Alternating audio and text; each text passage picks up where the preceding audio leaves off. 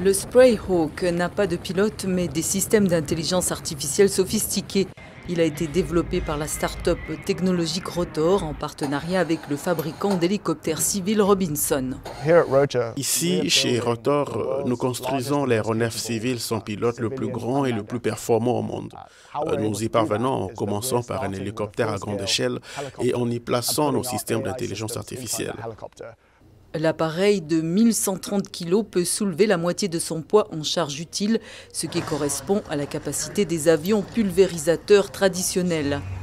Hector Xu, fondateur de Rotor, a lancé sa start-up en 2021 après des expériences désagréables alors qu'il apprenait à piloter un hélicoptère par mauvaise visibilité. L'un des défis que nous rencontrons dans le développement de ces systèmes est qu'ils doivent être fiables dans toutes sortes de conditions et d'environnement du monde réel. L'entreprise cible certaines des opérations aériennes les plus dangereuses. Nous pouvons les utiliser pour des missions critiques comme l'agriculture, le transport offshore, la réponse aux catastrophes et nous pensons qu'ils vont transformer de nombreuses industries. Les appareils volant à grande vitesse à basse altitude sont exposés à des obstacles invisibles comme les lignes électriques ou les ponts à haubans. Selon le Bureau national de la sécurité des transports, 13 pilotes ont été tués lors d'opérations d'aviation agricole entre avril et septembre. Le besoin le plus urgent de nos hélicoptères aujourd'hui concerne les endroits où il y a déjà beaucoup de décès et c'est le cas de l'agriculture, la lutte contre les incendies et du transport offshore.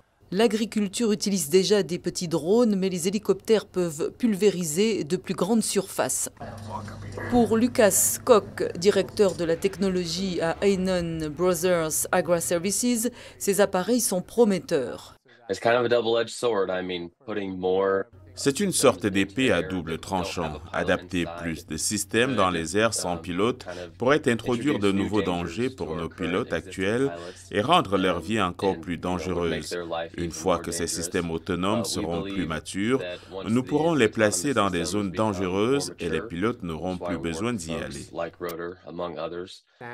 L'entreprise se dit fière de ses efforts pour ramener l'aviation autonome sur le sol américain, alors que les fabricants chinois dominent le secteur des petits drones. Nous construisons quelque chose de plus grand et de plus puissant pour riposter, se vante la start-up américaine.